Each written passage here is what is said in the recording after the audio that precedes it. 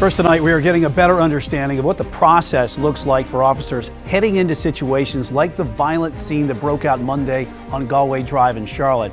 Now, that shootout took the lives of a deputy U.S. Marshal, 2 task force members, and a CMP officer. Thanks for joining us tonight at 10. I'm Brian Blakely.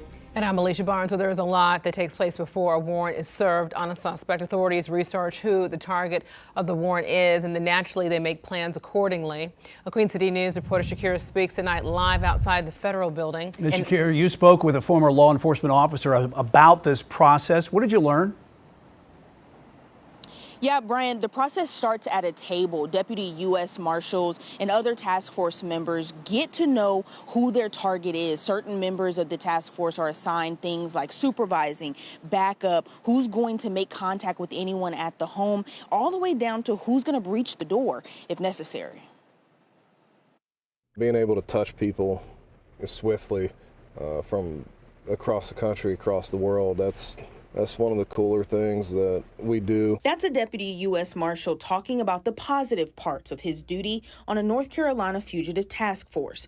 But officers have to prepare for the worst before they go after a wanted suspect. The more they know about a person's propensity for violence, the more they want to prepare themselves as it relates to trying to apprehend that individual. It takes extensive planning to serve a warrant. Attorney and former CMPD officer Walter Bowers Jr. says authorities in some states can request the issuance of a no-knock warrant. They'll determine the best way to get a suspect in custody if they're known to carry guns or has a history of violence. They would usually look at all of the tactics as it relates to whether it's going to be safer to arrest them in their home, or even if they're going to try to make a vehicle stop because there's an outstanding warrant.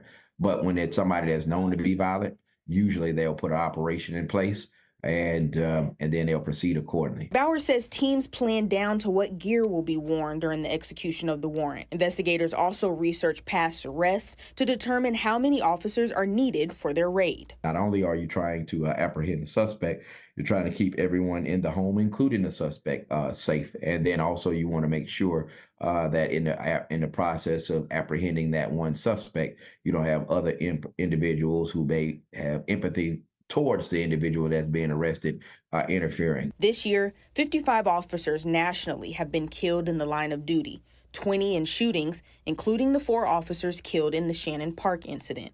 Last year, shootings killed 48 officers. That's why it was so shocking to the country, because it's not something that happens. It can happen, right? It's dangerous, but it's not something that happens, all the time. As a matter of fact, I think statistically, domestic violence calls are still probably the most deadly calls, right, in comparison to a person that just has an arrest warrant. Yeah, so it was the deadliest day for U.S. law enforcement officers in one incident since 5 officers were killed during a protest in Dallas in 2016. Surely a tragic day here in Charlotte. Reporting in Uptown Charlotte, Shakira Speaks, Queen City News.